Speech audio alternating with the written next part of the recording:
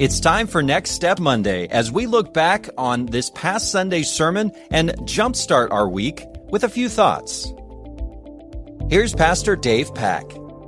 It's good to be with you, Fremont family, on this Next Step Monday. As we look back to Genesis 2, 4 through 17, the big idea we saw was this: God provides humankind with the capacity to joyfully serve and obey Him.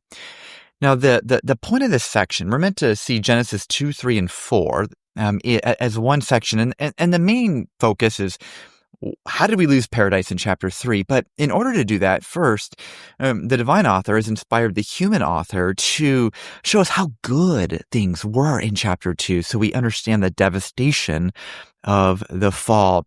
And so we have this beautiful creation account, really zoomed in, and we see the personal nature of God. He breathes in to Adam. So on one hand, in chapter 1, God was referred to as a Hebrew name, Elohim, to really depict just his bigness and power and sovereignty. But here in chapter 2, he's also referred to as Yahweh, depicting his personal and covenant nature.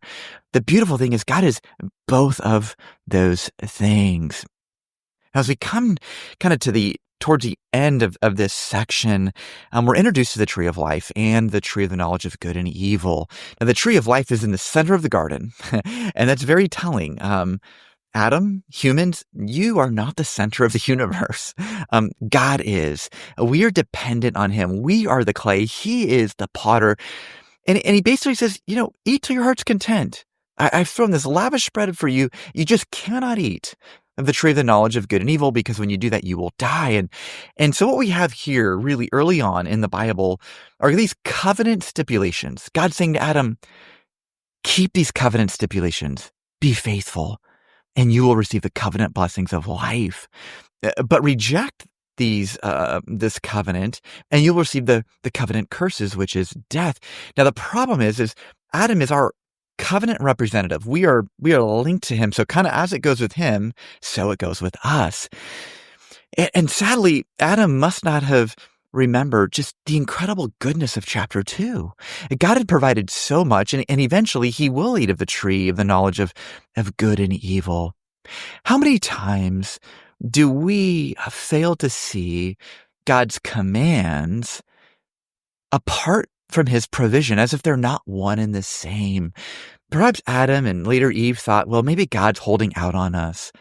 Friends, God has been so faithful to provide for us. He is the potter. He has fashioned the clay.